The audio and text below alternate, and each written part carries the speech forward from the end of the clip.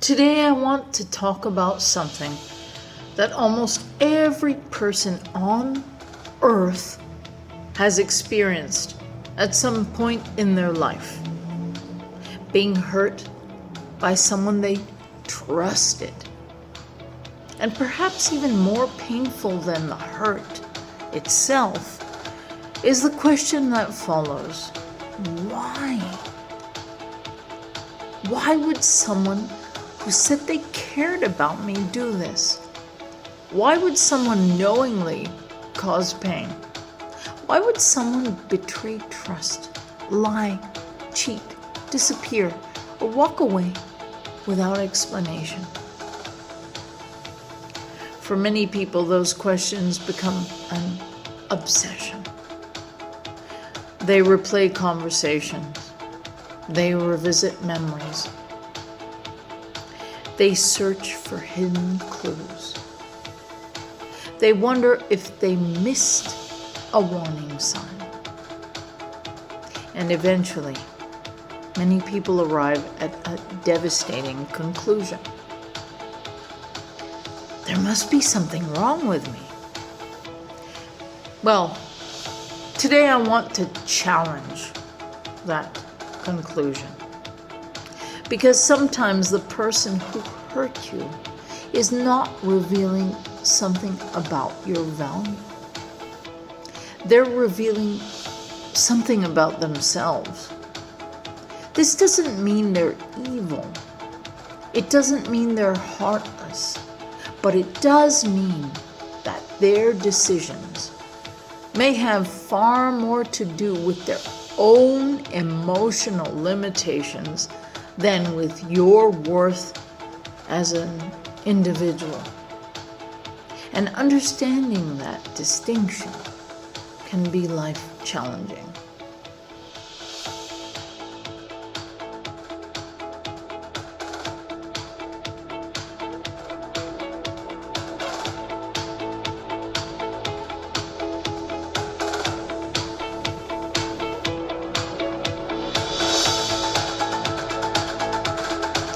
So folks, welcome to Love Hacks. And today we're going to deal with, let's wait for it, those who cause you pain. And here I'm not only talking about love interests, I'm talking about everybody. Okay? Let me make that clear. I'm talking about everybody. Of course, we think first of love interests, of course, but oh my, we have family interests, child interests, yada, yada, yada. So let's kick this off. All right, welcome. I am Renée, and this episode is for you. And Mikaila is off celebrating something very special. I'm going to make a toast to it right now because I need to take my cranberry pill. So wish her well, guys. Here we go.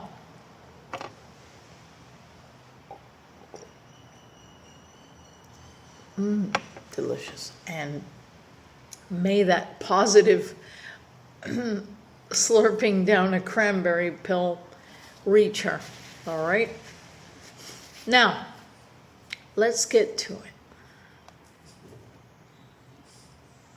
So, people make choices based on who they are, not who you are. And I know some of you might think, oh my God, I'm being self-centered. No. See it in black and white or a blueprint. No, darling. No. They do it based on themselves. Oh, the plane. I'd say 99.9%. There might be the rare exception, but for the most part, they're going to do that. All right? Okay?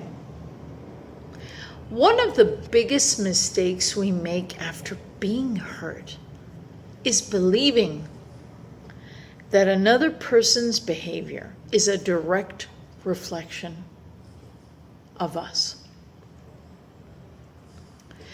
But people make decisions based on their own values, fears, habits, and emotional abilities. Two people can be given exactly the same opportunity and respond in completely different ways. One person will protect it. Another will neglect it.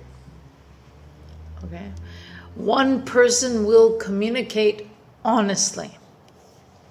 Another person will avoid difficult conversations. One person will work through discomfort. Another person will run from it. Their decisions are often mirrors of their own internal world.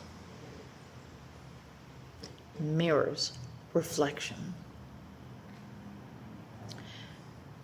This has nothing to do, this is not a measurement of your worth, okay?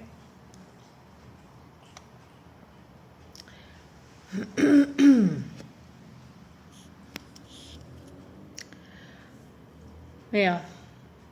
And I repeat that. This is not a measurement of your worth.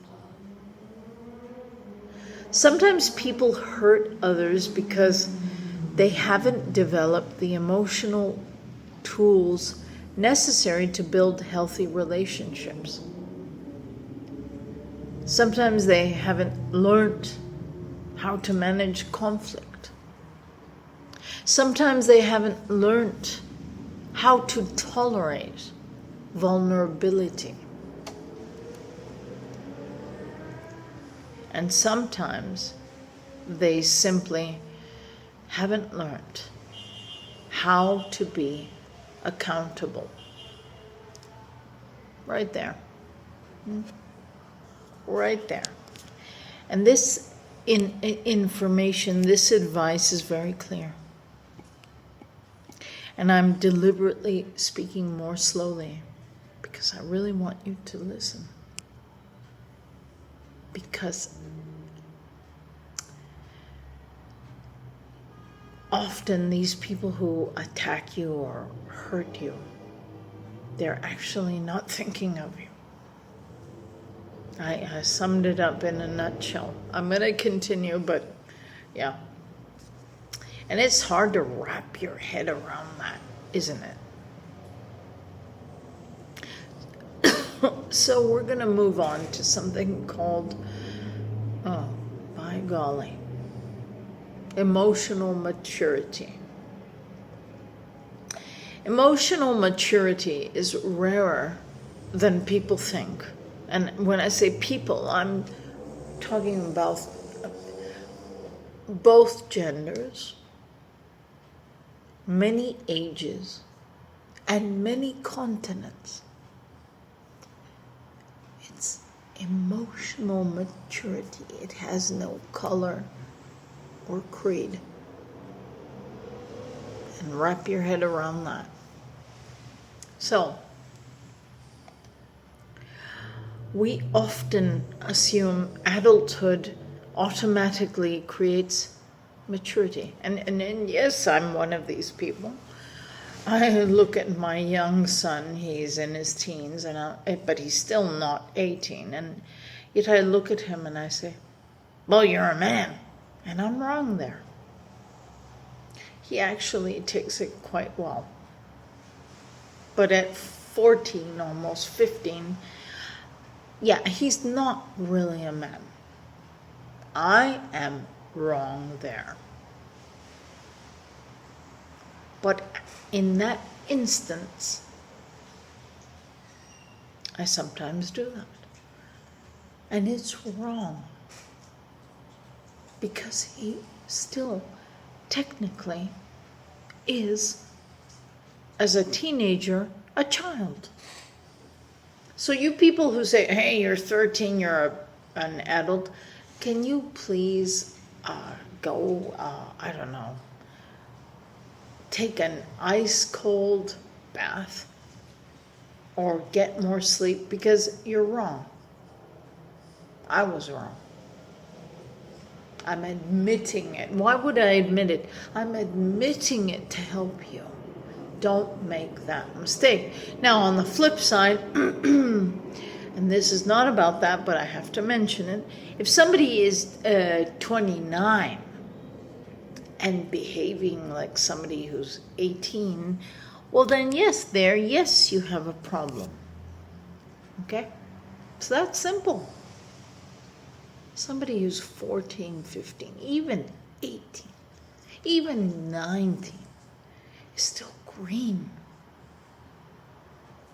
But someone who's 29, 31, 35 is not.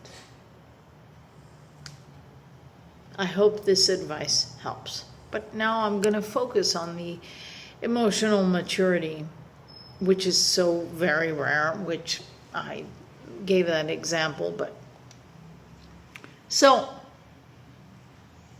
as I said earlier, we often assume adulthood automatically creates maturity. Well, of course it does not. Growing older and growing emotionally are two very different things, and I really am going to drive this one through. I have met 12-year-olds with the emotional maturity of somebody who's 65. And I have met 68-year-olds who behave as if they were 13. I kid you not. Life experiences. Obviously, I'm not going to give names. Why should I? I'm just setting the example. But it's very shocking. And yes, because getting old physically does not directly relate with how you mentally or spiritually feel. But you should try to make them go hand in hand. However, more often than not, we don't see this. We don't see a reflection of the age in the personality. Now, I'm not saying that's bad. I mean, I think it's great if people who are 50-somethings, well, even before that, 40-something, 50-something, 60-something, 70-something, 80-something, if they want to succeed in something, oh my goodness, all the power to you. Inshallah, like really, ojalá, I pray for it. I want it to happen. But if these people are doing it to seduce someone who has just turned 19 or 20, well, then the mission is lost, right? There it's just, perversion and selfishness. So we as adults, we have to learn to separate things. Yeah. So yeah. And emotional maturity requires self-awareness. I'm repeating this. I don't care. It does. And it requires the willingness to say, hey, I was wrong. Hey, I hurt someone. Hey, I need to do better. Those are difficult sentences for many people to say, because they force us to confront uncomfortable truths about ourselves. And sadly, and I say this with a big lump in my throat, sadly, unfortunately, not everyone is willing to do that work. Not everyone. And that is a sad awakening for me, because I actually thought that people who are older than me would have played it like that. But guess what, folks? Maturity is not about age. It is about character. That I'm going to say. And I'm going to say it. I'm going to set it in stone. Maturity is not about your age. It is about your character. Because at this point in time in my life, I'm half a century old. And you know what? I have met people of 15 who have far more maturity than people that I know of 68. Now, it could be a brain thing. I'm not a doctor, but to me, it's just like, oh my God, I'm going to go get therapy with the 15-year-old. I mean it. I'm not saying act old. What I'm saying is accept your age and the knowledge that comes with it. And I'm seeing a lot of people in worse than denial, but whatever. We're going to continue with this. And we are going to learn how to deal with our pain. Pain caused by others at every level. So yeah, unfortunately, not everyone is willing to do that work. And many instead decide to protect their image to the world at all costs. They deny, they deflect, they justify. I'm thinking Blake Lively. They blame Blake Lively is in my head, sorry. There's other celebrities, of course. Anything except taking responsibility. Sorry, I got hiccups. Oh, Lord. Well, deal with it, okay? All right, so anything except taking responsibility. Because accountability can feel threatening to someone whose sense of self is so fragile. And I'm not cursing those people. Some people never managed to grow up. I mean, I'm not burning anybody. I'm just saying my impression of Anna Faris on the on the Kelly Clarkson show. Kelly Clarkson is a bit younger, like 5 years. They're from the same generation, my generation, Gen X. And the impression I got of Anna Faris was not bad at all, but rather frail. I got a frail impression. Am I going to go after her and hound her? No, I don't do that with anyone. And when I look at the counterpart, Kelly has been through a lot too, and yet I found her stronger. But Anna, yeah, she was delicate. And not in the, oh, why'd you ask me that question? No. She just looked delicate, so frail, so thin. Yeah, she's a single mommy. I'm sure she has suitors, but I felt so much pain for her, empathy and pain. I did. It's not like when I watch, I don't know, Jennifer Lawrence, who's been attacked as well, of course. All celebrities get attacked, right? Let's not kid ourselves. I mean, you have to be somebody who's already dead to get or to be excused from crises, right? But in my time, actor celebrities, there were levels, right? So if you came across Sir John Gielgud, a Ben Cross, even the guy who died of AIDS, well, I won't get into that, but let's say Sir John Gielgud and Ben Cross, both dead now. You would never question them, and they were exceptional actors. So why can't we use the same rules with people like Anna Faris? Because you know what? She's an exceptional actress. Different type of film. But has a life, has a child, or maybe more. And has gone through some stuff.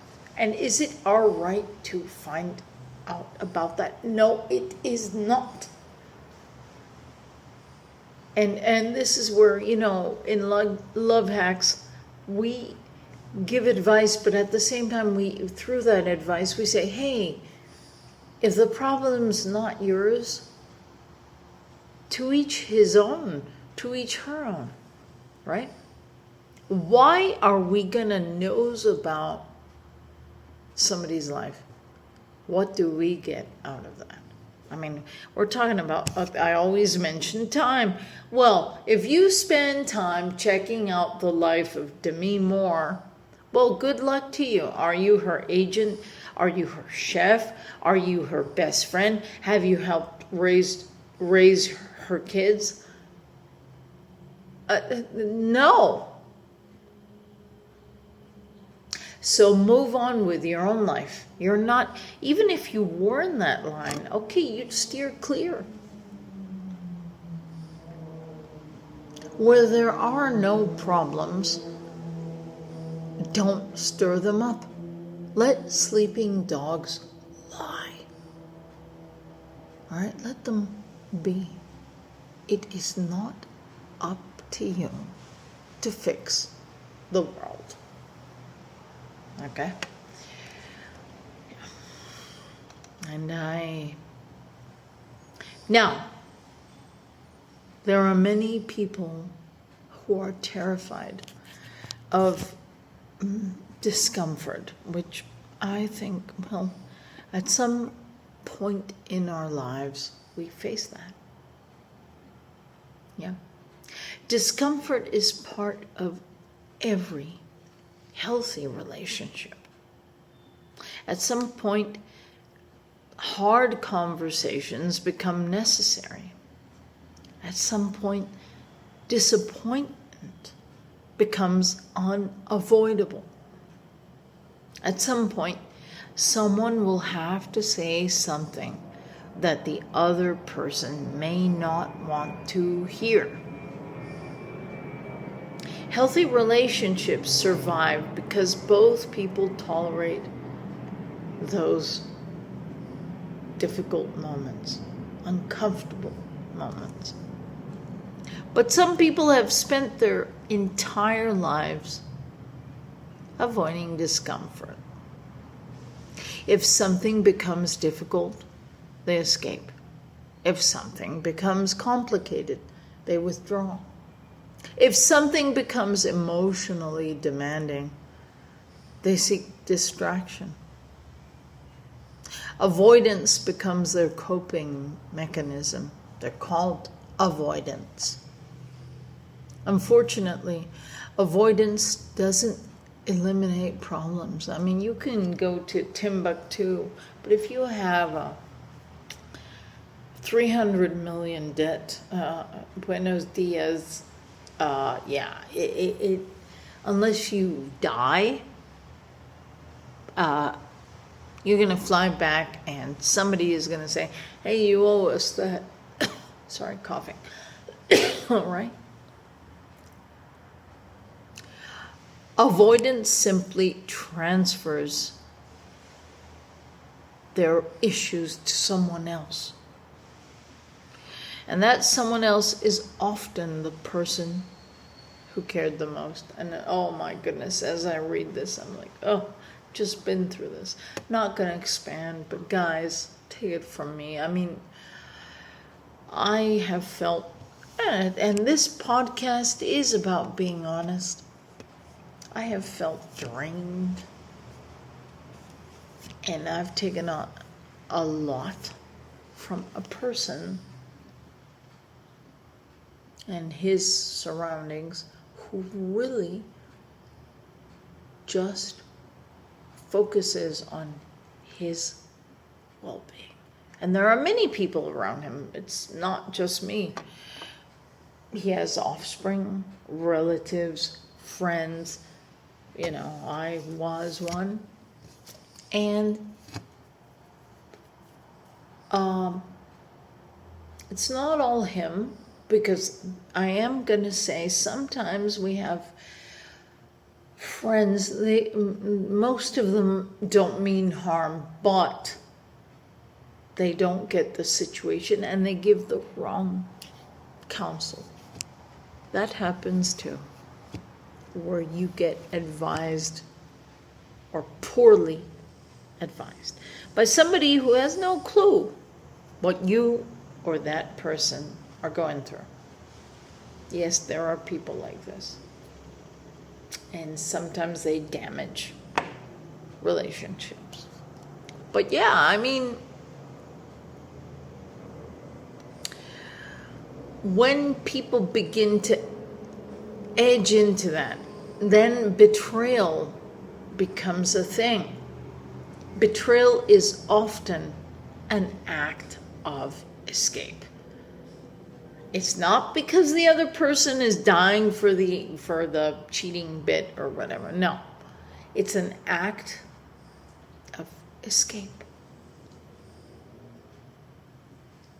And that hurts the other person. But let me tell you guys, yesterday I saw a film from, I think, 2008. So it would be, what, 22 years old? It's not fresh, no, yet it looks very modern. The Women, that's what it's called. The old version I have not watched, that's why I'm not recommending it, but I'm talking about The Women 2008. Meg Ryan, Annette Bening, Jada Pinkett, Eva Longoria, no, not Eva, not Eva Longoria, no. Well, I can't remember. She's Cuban. She's not Eva. Eva is Mexican. Oh, goodness. I can't rest with this. Sorry, guys. You're going to hear me click. Again, the film is called The Women.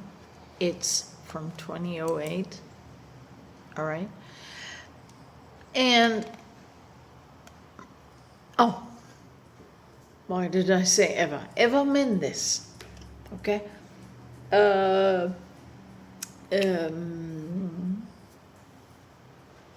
Another famous actress from before. God, what was her name? Oh my.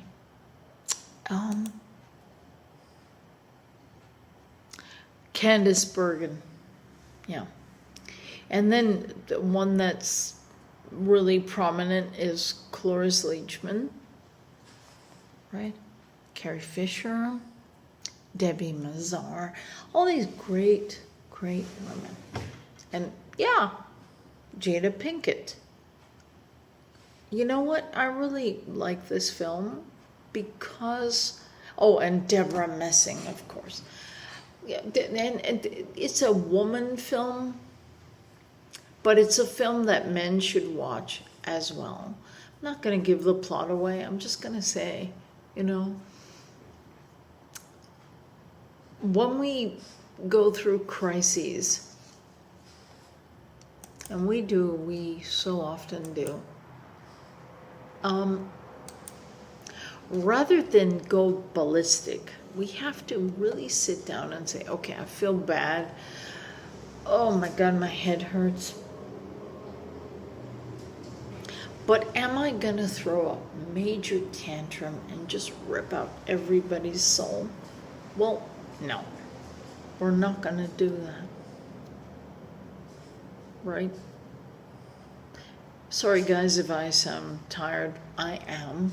I had a very rough weekend and Friday, and I'm not gonna give more information, but yes, I'm very exhausted. But at the same time, I saw this movie, The Women, yesterday, and honestly, it was an eye-opener, right? And, well, when things end, the best is to move on.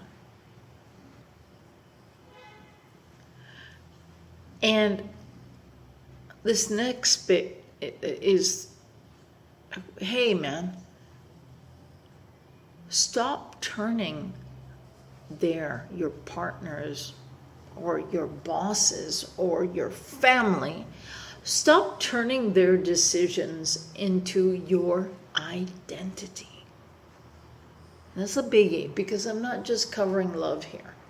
I am covering friends and family and friends, however you wish to see it, plus romantic interests, right? How many times have we witnessed a woman or a man just dropping everything to do something better? And I will give examples, but how many times do we see it? Not that often. Because many of us are subject to standards that were created by our families, wherever they come from. I mean, you can be from Antarctica, the southern part of Africa, the eastern part of Turkey, North Korea, blah, blah, blah, blah, blah.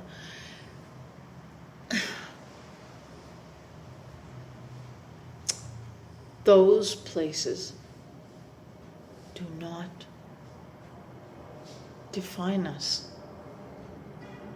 And there's way more, of course, the whole world, right?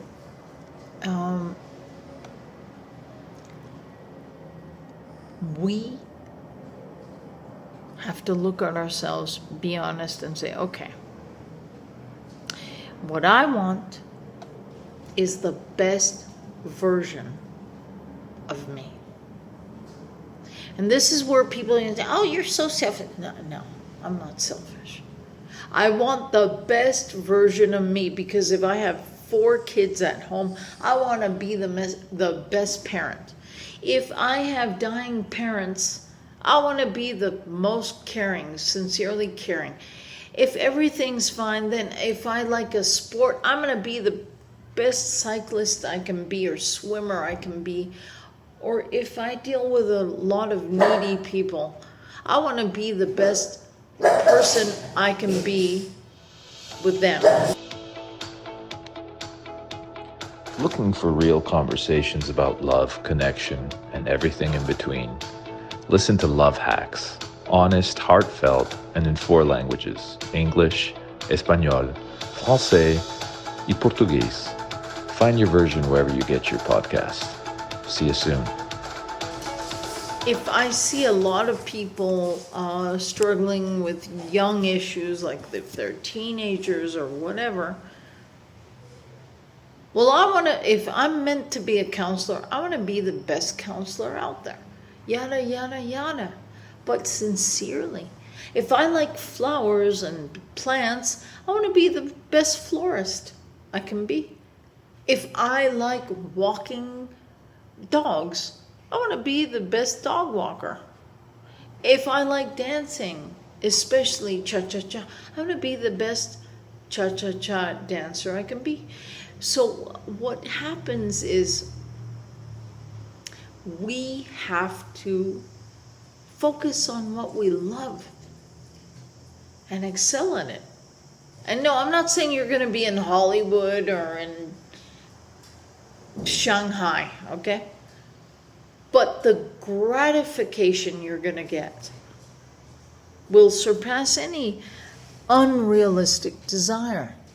So that's where you find your identity. Don't be a person who's like, I get up, I make breakfast, I go to work, I finish work, I have a shower, I watch a program that's kind of boring, I go to bed. Next day, same thing. Next day, same thing. No, guys, no. And I know Alexa or Siri or whatever could lead us into that. Guys, no, don't fall into that. I go to work, I brush my teeth, I have a shower, put on my clothes, eat my breakfast, drive to work. Oh, today there's a new project, and I'm gonna get thinking, I'm gonna invent something to benefit the company. Hey, let's start dealing with China directly. Hey, Jinghua, do you speak Mandarin? I do. Let's have you promote this project.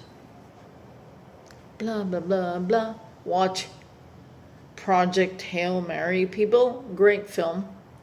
Ryan Gosling and the German actress. I can't remember her name. What's her name? Bear with me 2 seconds. And I'm letting this drag, but not deliberately. I'm just really enthused about this. And I love giving tips. So we got Project Hail Mary. And the actress that I'm speaking of, who's German, is Sandra Hüller. She plays Eva Stratt. So that movie, actually, I watched it on the weekend. Well, not this weekend, 2 weekends ago, with my boy.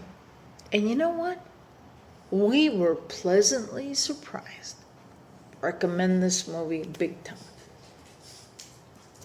Anyhow, well, there's more things I can speak of. Sorry about my dogs. I try to educate them, but sometimes they bark for whatever. But what I want to end this with is closure is something you create, right? Closure is something you create, and it should be fast, because if you drag on and think about possible solutions and just keep it dragging on forever, well, then it's never going to end, and you will be perennially frustrated. So what I recommend to you guys is this. If you've ended a relationship, whether it's romantic, familiar, friendship, with an aunt, not an aunt, what that can be thrown into, with a spider, with a condominium, with your index finger. Okay, I'm exaggerating, obviously. Well, if you're suffering, if you're not at ease, if you're not happy, and it's been a month or 2 months or a week or 10 days, but you are not happy in that position, well, this is what you do. You give closure. And the other side might wait for explanations, apologies, accountability, really. And you're like, well, I am not the culprit of it all. It takes two to tango. But sometimes the other side doesn't get it. Well, you know what? And I know this can be very hard. You know what? You say, you know what? I'm giving my best, but maybe I feel sick, or maybe I have other interests, or I need to get another job. And it's nothing personal. But I need to move on, not because I'm trying to prove, oh my God, I found the love of my life. No. It's more out of what you need. Maybe you're already married. Maybe your income is good. Maybe you're in the right country. So there, that doesn't count. What counts is, yeah, I'm in the right country, but I need time to learn the language better. I'm in the right country, but guess what? I need to make more money. I'm in the right country, but I need to focus on my kids and my spouse. Is that bad? No. You are telling the person the reality. And if they don't accept it, well, then leave them.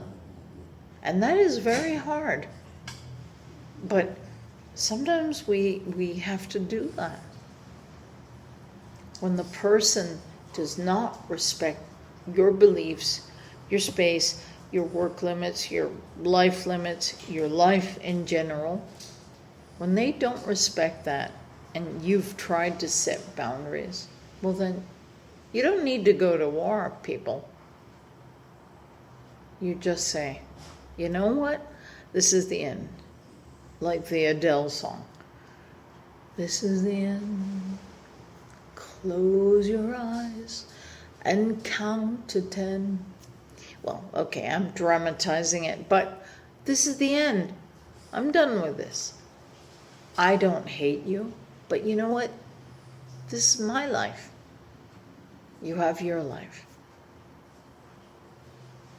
With a paramour or ex-paramour, same thing.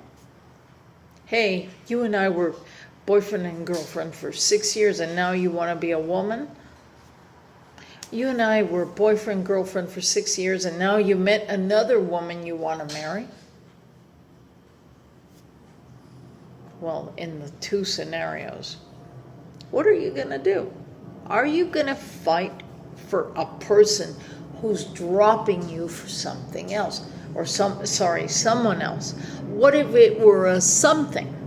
What would you do then? Would you stick around? Hey, you don't want to get married because you love going to the lake and catching catfish and giving it to all the little town, and then you go around dancing lambada with people, but you're not cheating, but you're happy, but you don't take me with you.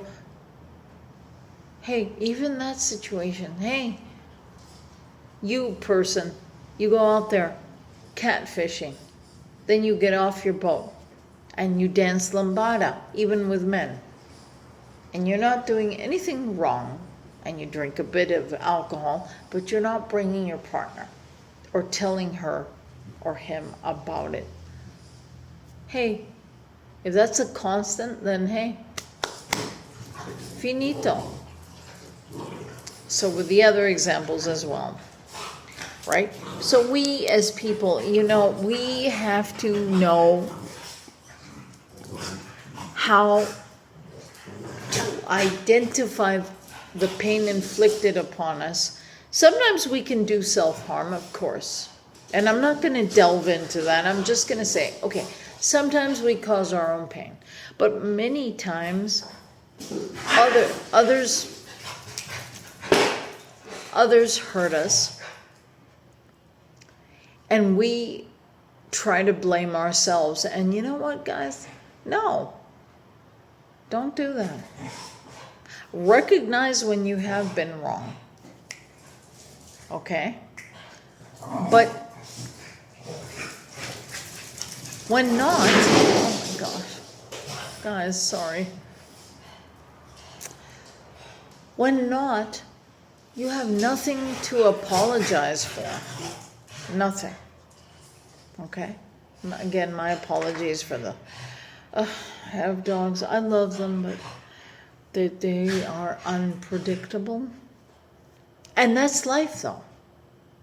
It's really unpredictable. Today you're alive, and hell's bells. Tomorrow you might not be. Today you have a cat, tomorrow it might be gone. Today you have a job, tomorrow you might be jobless. Today you might be living in Florida, tomorrow you might be in India. You see? So life is... And I'm going to pull this right out of Forrest Gump. Guys, if you haven't seen that film, see it. It's a classic. Guys, life is like a box of chocolate. You never know what you're going to get. And trust me, these dogs right now, I had no idea. Anyhows, I wish you guys a wonderful week. Take this all in. Take it. And be the best you can be, and wake up with the most positive energy you can have. Maybe you're at half tank. Do the best with that. All right? I send you all hugs. God bless. Or if you believe in something else, may the forest, may the powers of the universe bless you, whatever. I wish you all an excellent week. Thank you. If this episode resonated with you, make sure to like the video and share your thoughts in the comments. We'd love to hear from you.